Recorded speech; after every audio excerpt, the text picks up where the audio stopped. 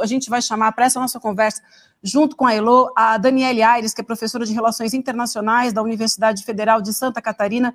Daniele, te agradeço demais conversar com a gente hoje, muito obrigada.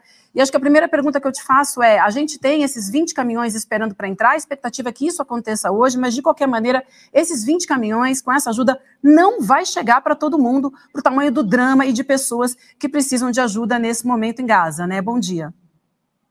Bom dia, Viviane, muito obrigada pelo convite, é um prazer estar aqui com vocês.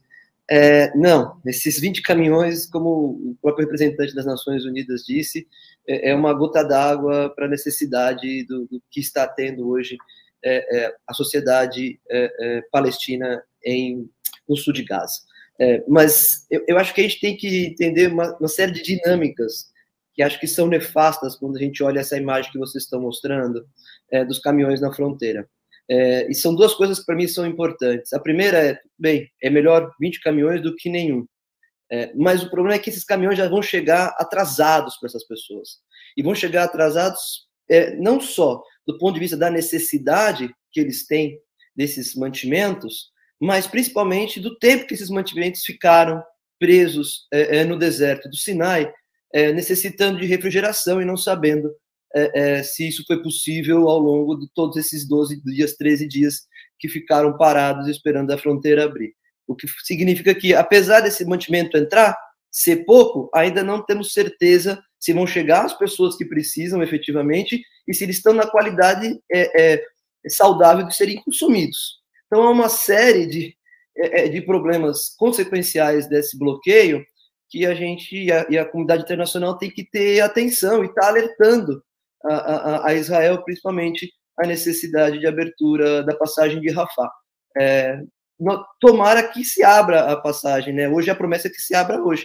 Não, a promessa era que fosse aberta ontem, antes de ontem, não aconteceu. Então, cada dia que passa fica mais complicado e o ponto de estrangulamento dessa população está muito próximo. Professor, um bom dia, é um prazer receber a senhora aqui no ICL Notícias.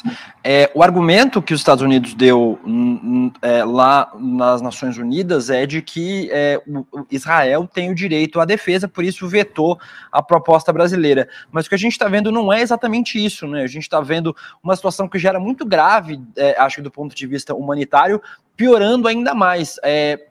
Falta uma iniciativa também dos agentes internacionais para que essa ajuda humanitária chegue, acho que de forma permanente, inclusive, né? Porque acho que a Elo vai falar isso para a gente, e isso não é de agora, não é uma coisa nova. A crise humanitária lá é permanente, né, professora? Sim, William, a crise é permanente e a necessidade de ajuda é permanente há muitos anos na região de Gaza e, como vocês bem mostraram, onde a Heloísa está, também na região da Cisjordânia. Mas Gaza é mais complexo, né? Tem, acho que, uma questão que vai ser muito importante para a comunidade internacional organizar do ponto de vista da ajuda. O Egito não vai tomar uma atitude sozinho, enquanto Estado, de fazer, primeiro, a recepção das pessoas que vão sair de Gaza, caso elas consigam sair por Rafah, e segundo, garantir que financeiramente essas pessoas tenham algum tipo de ajuda e de instalações ali no deserto do Sinai para que possam ficar durante um tempo, porque obviamente a necessidade é que elas voltem às suas terras, às suas cidades e possam ter uma vida com alguma dignidade. Se a comunidade internacional não trabalhar em prol de ajudar o Egito não vai abrir a passagem. E nós vamos ver só um movimento unilateral de entrada de mantimentos em alguma quantidade do sentido do Egito para Gaza, né?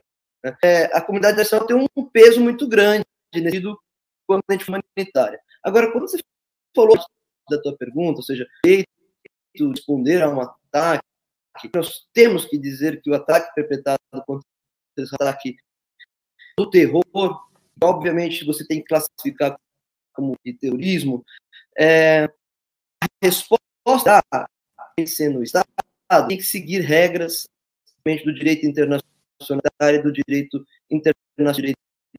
E Israel já está tendo o seu direito de autodefesa lá, atacando, retaliando o do Hamas. O seu áudio, professora, está falhando um pouquinho, professora. Deixa eu só te interromper, o seu áudio está falhando um pouquinho. Só pedir para a senhora voltar. Acho que deu uma normalizada agora. Vamos ver se normalizou, porque a gente pode voltar um pouquinho, né, para responder. Isso. Eu queria depois ouvir também a Elo, até porque a gente daqui a pouco vai ter que desligar com a Elo e ela está ao vivo. Não, eu queria depois também ouvir a Elo, até porque a Elo está ao vivo, né? Só para ela poder ir comentando enquanto o senhor vai falando. Bom dia, aqui um prazer tê-lo conosco. A senhora está falando, eu falei do William, que estava me falando aqui, fiz a confusão toda. Então, enquanto a senhora está falando, e o que o William propôs também, já que ele interrompeu para a gente poder ajeitar o áudio, eu queria pedir para a Elo poder ir comentando, porque ela está ao vivo e vai sair daqui a pouquinho, ela tem que desligar daqui a pouquinho. Então, o que a professora vai falando, Elo, e você, se puder ir comentando, porque essa história da ajuda humanitária foi uma coisa que mexeu muito comigo, que eu vi ontem uma notícia que era o seguinte: Estados Unidos, como se fosse uma coisa grande, permite a entrada de 3 caminhões. 3 caminhões. É um lugar que tem 2 milhões, quase 2,5 milhões de pessoas. E os caras cantando de galo porque tinham entrado 3 caminhões. 3 caminhões. Então, eu queria que você comentasse um pouquinho o que a professora está falando, por favor, Elo. Pois é, 3 caminhões é uma gota d'água no oceano, é só para dizer que está fazendo alguma coisa depois desse vexame de ter barrado a resolução da ONU proposta pelo Brasil. Não estou falando isso porque foi o Brasil que propôs, não. Foi porque não teve nenhum voto contra, a não ser o voto do governo dos Estados Unidos, que decidiram que não era importante, que não deve abrir para ajuda humanitária, né? Então, eu acho que assim, ficou na cara do mundo inteiro que o principal ator que teria mais condições de fazer com que essa situação tivesse um pingo de alívio, decidiu que não tem que fazer nada. Decidiu que tem que continuar declarando apoio restrito a Israel e ponto.